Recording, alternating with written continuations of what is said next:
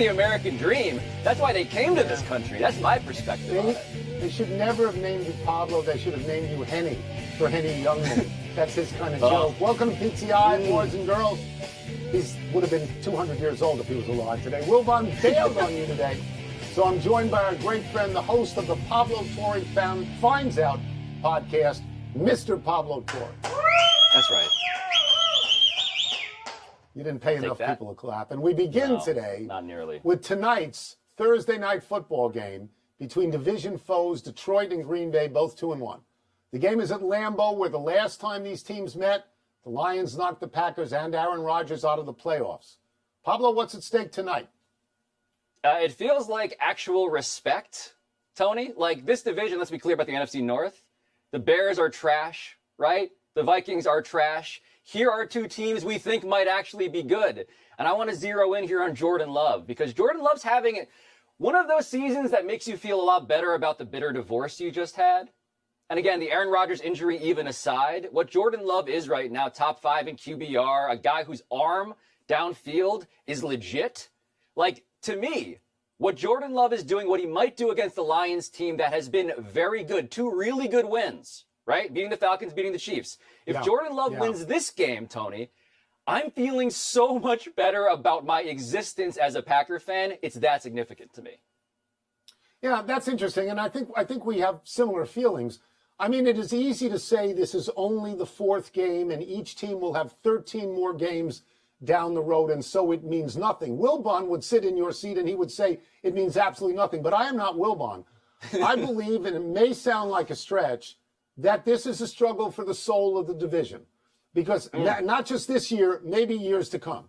Because, yes, the Bears stink. And, yes, the Vikings have no life right now. And I think it puts a lot of pressure on Jordan Love. If Jordan Love were to win this game, you would say, okay, I see the line, I see Favre, I see Rodgers, I see Love. He stands at the gate and he says no to Detroit. But if Detroit were to win this game, it turns this division upside down. If Detroit wins this game, I believe it would be the 4th straight time that they would beat the Packers. And so they could say they own the Packers. It would be the first time since 2016 that even as early in the season as Game 4, they were in first place in that division. And it would mean that we would have to take that team and Dan Campbell seriously. Even Wilbon would have to do that. And I think also all the nice things you said about Jordan Love, it would create a certain skepticism about him if he lost this game at home, right? Right. Well, and let's take the flip side of it, too, because Jared Goff is somebody whose reputation is also being remodeled right now. He's on a streak, Tony, in terms of just touchdowns and interceptions that has been mind-blowing. And this is another guy left for dead, right? The Rams didn't want him. The Lions take him, and suddenly he is everything that they need. And so as much as Wilbon, and I feel him through this chair, burning on his Bears, they're irrelevant. To me, it's about Jared Goff and Jordan Love somehow, which I did not expect heading into this season at all. Just one small interruption, because that's how the show was named, and I'll get off. But if Derek Carr does not get hurt with a 17-0 lead last week, then maybe Jordan Love does not rally that team with 18 points in the 4th quarter, right? Maybe it's a different scenario in that situation. Yeah. A real comeback that he has under his belt now because of that, as you pointed out. But I want to move to last night's developments in baseball. Tony, you love baseball. I want to give you the opportunity here to talk about Ronald Acuna Jr. He is the first 40-70 player ever. I didn't think they made those. But he's still second in the 10th against the Cubs. He would go on to score the winning run against Wilbon's Cubs, knocking the Cubs from the 3rd wildcard slot. And then in the American League, the bench is cleared because the Astros beat the Mariners and Garrett Cole blanked the Blue Jays, and Terry Francona managed his final game in Cleveland. And so lots of stories here. What is the biggest one to you? I think the biggest story of last night in baseball is Ronald Acuna Jr. because he got the 70th steal, because he was essentially the instrument of winning the game. I think it was the 2nd game in a row where the Braves had come back to beat the Cubs. They knocked them at least temporarily out of the wild card spot. He gets number 70. There's never been a 40-50. There's never been a 40-60, and suddenly there's a 40-70 man, and he's going to win the MVP, right? So I think that's the biggest story. But my inclination is to focus on Terry Francona in what may well have been his last managerial game in Cleveland. And that's why the players kept him out on the field. so that the fans could adore him, perhaps for the last time. Terry Francona won the first Red Sox World Series in 86 years. And then he won another one. And then he went to Cleveland and got that team into the World Series. And Pablo, I think he's going to be in the Hall of Fame. So from a heartstrings circumstance last night, the fact that Terry Francona was celebrated like that warms me. What warmed me personally was the Rays, because you're talking about the gratification of a career well earned. I'm talking about delayed gratification. Tony, I've never seen this before. The Rays waited 10 days. They'd clinched. They knew what they were. They waited 10 days to actually pop the champagne and celebrate, because I think they had the day off the next day, and it felt like they wanted to maximize the celebration. They were uniquely comfortable in delaying the thing that everybody would do instantaneously. It just is perfect Rays to me. They do things differently. They're rationally orchestrated. It's like saying, you know what, honeymoon, not after the wedding. We're going to do it when we have a nice big break at work. It just felt it was funny to me. Here's what I wonder about. They scheduled this. They did this beforehand and said, we're going to have it. So did they text each other? How about Wednesdays? Wednesday look good. Would you rather do Thursday? What about Friday? So ultimately it then has the effect of a kid's birthday party. I mean, you just say, what exactly are you doing? You're a Yankee fan. You don't want to talk about Garrett Cole? Really? Tony, leading the Cy Young last night? As much as I love Garrett Cole leading the AL in whip and opposing batting average and innings pitched, I'm a Yankee fan.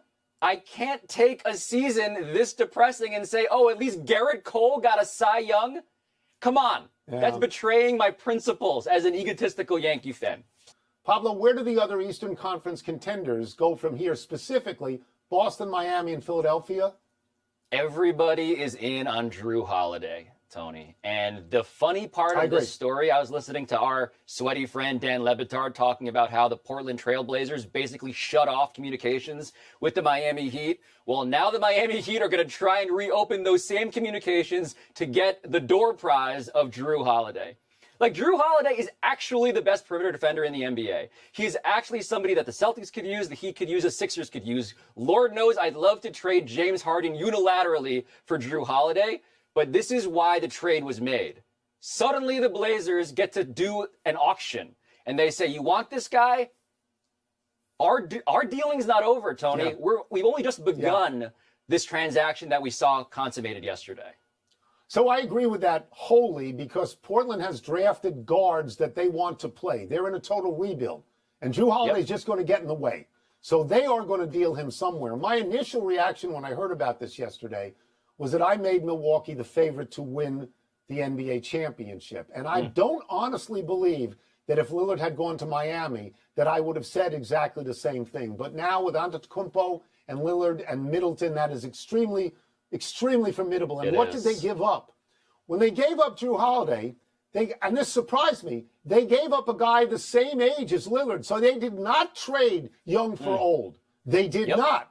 And I think that was a very wise trade. You look around, Boston is diminished.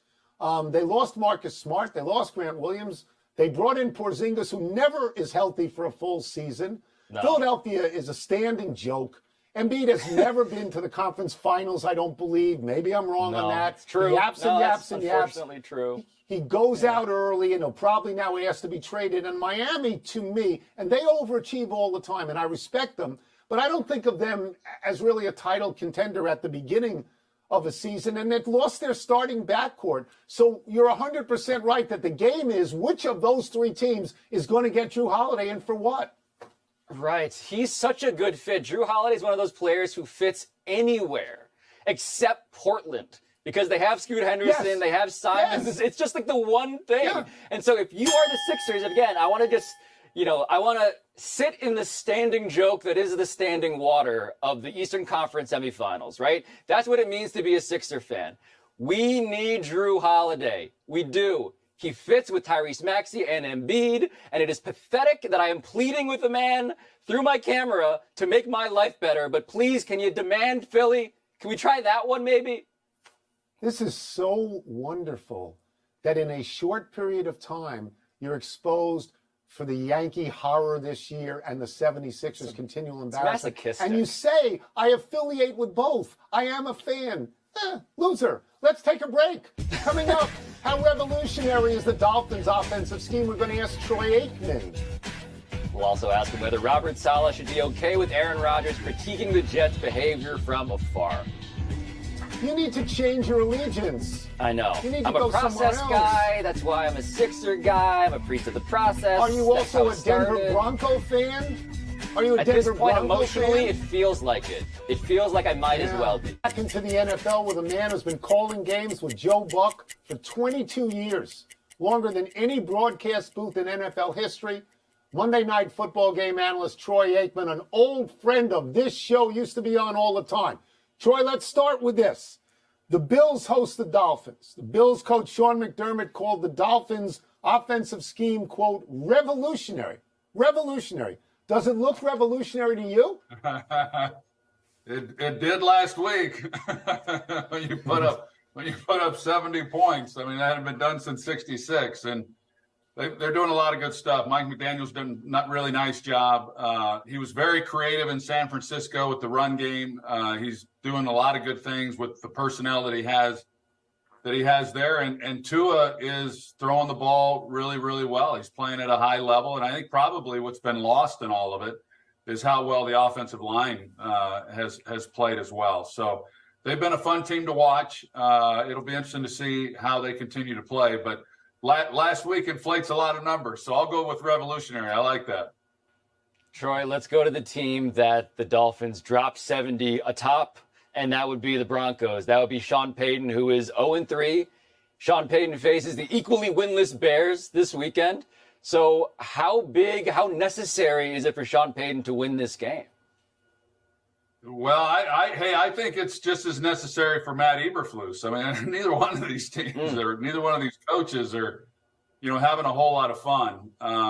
And I think that right now, when you look at the Broncos and what they went through last year and where Russell Wilson is, he's won 10 games or so in the last 2.5 years, less than 2.5 years. So, he hasn't been on the winning side very much. Sean Payton's not used to, being on the losing end as much as he has been already this year. I think there's a lot of expectations going back to a year ago. And then when Sean comes in, that only, exacerbates it. But there's a lot of pressure on the other sidelines as well with the tough start that they've gotten off to and the expectations coming in and the improvement that they expected. So however they feel this week, which is not good, one of them has yet to hit rock bottom, and they're going to experience that next week.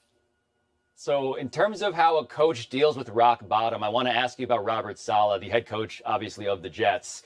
He has said that it is okay that Aaron Rodgers is critiquing the Jets from afar. That's what Saleh is saying. How does that sound to you? It sounds like a coach who's hoping that his franchise quarterback comes back and plays whenever he's healthy and able to play. So we saw during Hard Knocks that Rodgers is as much a coach as he is a teammate, and that's to be expected. But I also think that some of what Rodgers has done has been to he's not in the building as he rehabs, and I think part of it is him trying to kind of calm everyone down and help out any way that he can. So, I get it, I understand it, and it's just I hate it for everybody in New York with the Jets. I hate it for the league. I hate it for us. We've got Jets games as well on prime time. It's just such high expectations, and now for them to be where they are, it's just unfortunate. All right, Troy, we'll get you out of here on this, and we'll go back to your roots as a player because we're going to ask about the Cowboys. How do you explain that the Cowboys look so good for the first 2 weeks and then look so bad against the Cardinals? Well, it's a reminder that humility is a week away. And, last week they were ready to hand off the Lombardi Trophy, here in Dallas. And then they went to Arizona. And I think I think it matters in this league. And Arizona coming off a really disappointing loss the week before and giving up a big lead to the Giants and came out and played. So, Terry Donahue always told me at UCLA, things are never as good as you think they are, and they're never as bad as you think they are. And I don't think that's more true than what's happened to Dallas here in the last 2 games. Troy, it's a great pleasure. It's a great pleasure to have you and to see you like you used to come on the show wearing a T-shirt. This makes me so happy. Thank you. You're Thank welcome. you, Troy. You can catch more of Troy on Monday Night Football when the Seahawks take on the Giants. Let's take one last break. Still to come, Zach Johnson decides to sit some big-name players to open the Ryder Cup. And the Clippers say Kawhi and Paul George are healthy, but will they stay that way? 22 years, the longest booth. I would not have thought that, Pablo. I would not have. I would have thought I would have named other booths. You like it when Troy wears the T-shirt, but not me. I've noticed that with you. I have to wear this. He can wear the T-shirt. You need to dress like an adult because you're 18 years old. Troy is an adult. What, and the Super can Bowl? dress down. Oh, for the yeah, show. sure. Super Bowl And privilege. he's wearing sure. his beer hat.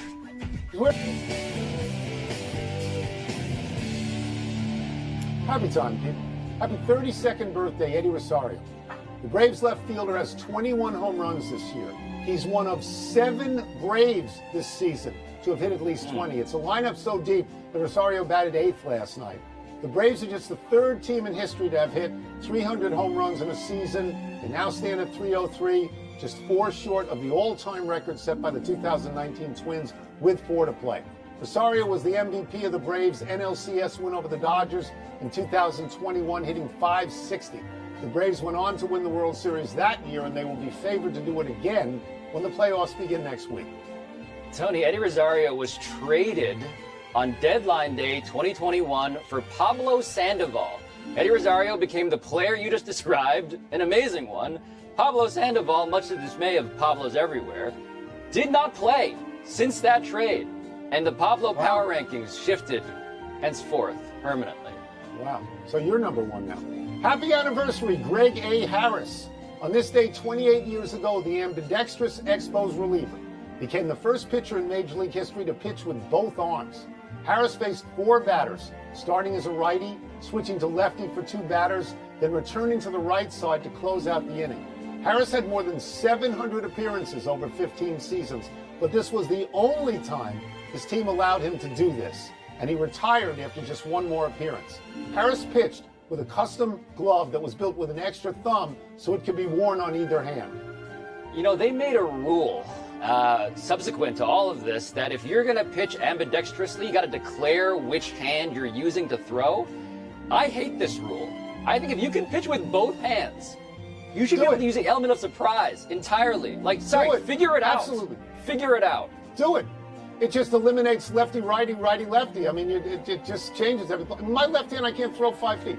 Happy trails to Jordan Spieth, Justin Thomas, Brooks Koepka, and Wyndham Clark playing the opening session of Ryder Cup. The 3-day competition tees off at 1:35 in the morning north of Rome. American coach Zach Johnson has decided to sit some very big names for the morning foursomes. Spieth and Thomas have historically comprised one of Team USA's strongest duos with a 4-1 record in foursomes, but Thomas has struggled this season. Said Johnson, quote, "The 8 guys I have down on paper are the ones that we feel put us in the best position to get off to a great start, obviously," unquote. But we'll see whether the 4 will make the pairings for Friday afternoon's 4-ball session. Tony, this is going to be a shocker to you, but I probably am not going to be, at least invested at 1:35 a.m. in the way that you are. Why are you going? You're going to do this at 1:35 a.m. You're going to No, I'm not going to. No, but I'm going to do it by 4. Here's the thing: those 4 guys he's sitting down, everyone has won at least 1 major. 3 of them have won multiple majors. I don't know that he knows what he's doing. I don't know, and I expect to see him in the afternoon. I really do. We're running out of show, so we go to the big finish. The Clippers say Kawhi and Paul George are both fully healthy. Are you excited?